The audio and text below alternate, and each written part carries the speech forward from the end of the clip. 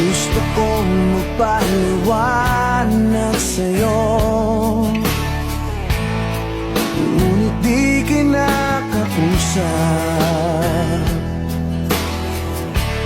Di inaasahang diringgin mo,